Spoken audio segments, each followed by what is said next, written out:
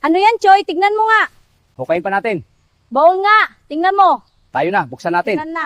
Oh, hindi na eh. Ah, Mayaman na tayo, Choy. Sir, magkano lahat po ito? Titignan po natin yan. Ito na po, 5. Pera na lahat yan. bumili tayo ng magandang bahay at mga gamit at mga damit. Opo, maganda nga yun. Masaya ako rito sa ating bagong tahanan. Ako rin, salamat sa iyo. Huwag muna natin sabihin sa mga anak natin na mayaman na tayo.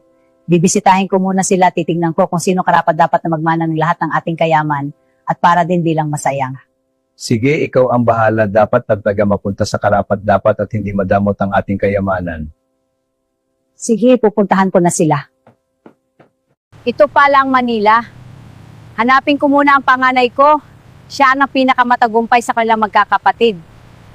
At nasa siyang naglalakad. Andito na ako sa address na binigay ng anak ko. Mildred, ako to, Sinaw! Inay, bakit andito kayo? Ganyan pa itsura niyo. Ano ba ang kailangan niyo? Baka pwede akong makituloy sa'yo kahit isang gabi lang? Hindi pwede. Makikita ka ng mga kamag-anak ng asawa ko.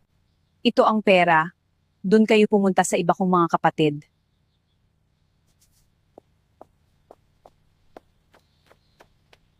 Binunama ako sa sumunod na anak ko.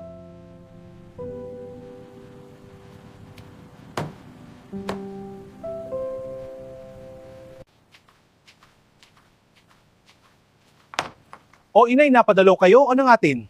Binisita ko lang kayo, anak. Halika, pasok Salamat, anak. Anak, may sasabihin sana ako sa'yo. Baka pwede ako dito sa'yo kahit pansamantala lang. Hindi ko tinanggap ng ate mo eh. Ano yung naririnig ko na makikituloy, ha? Pasensya na, Hika. Mausap tayo. Ano ba to?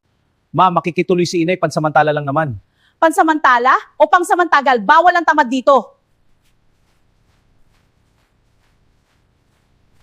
Nay, pwede naman kayo dito, kaso pakisamahan nyo na lang po si Dabiana. Salamat, anak, ha. Hayaan mo tutulong ako sa gawain bahay. O paano ako ipapasok muna sa talyer?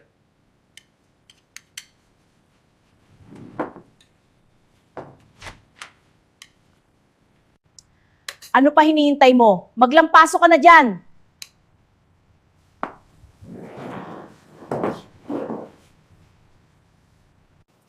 Ayusin mo ng ginagawa mo dyan, tanda. Linisin mo lahat yan.